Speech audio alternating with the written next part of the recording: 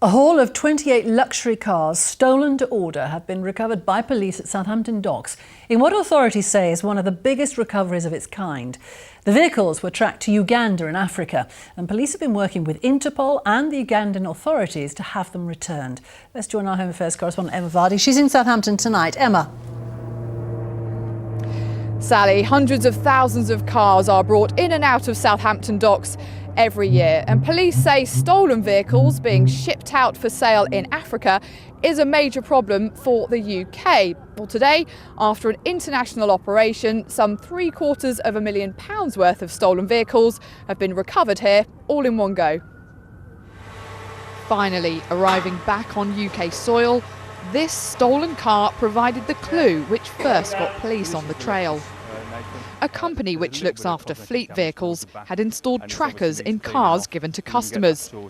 In May last year, the tracker in this car alerted the company it had been taken somewhere it shouldn't.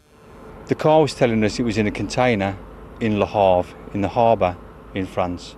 So that raised a lot of suspicion from my point of view and from the company's point of view. We tried to contact the client to make sure he wasn't on a cruise over there or going to France recreationally, and he wasn't. He hasn't spoken to us since.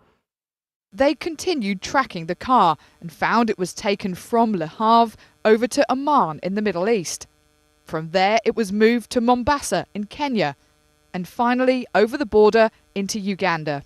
Police travelled to Uganda to catch up with the stolen car. Once there, at a compound in the capital, they found not only that car, but many more. These stolen 28 British vehicles, mostly Range Rovers and Audis, which had all had their details changed and were ready to be sold on to Ugandan buyers. How easy was it for the thieves to ship these cars out there? To ship the vehicles out there, unfortunately, it's very easy for the criminal groups. The rigour in the process of export is very little. You don't have to have much details, any identification, things like that, to export people's cars.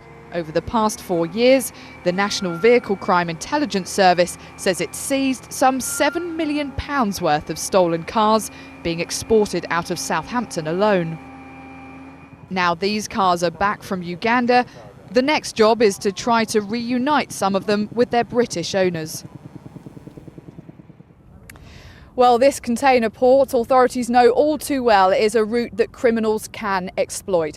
And that's because it's impossible to check every container that comes in and out of Southampton docks. So today's recovery is a success, but Sally, there have been no arrests in this case because the people behind it, authorities say, are so-called ghosts. They are impossible to trace. Emma, thank you.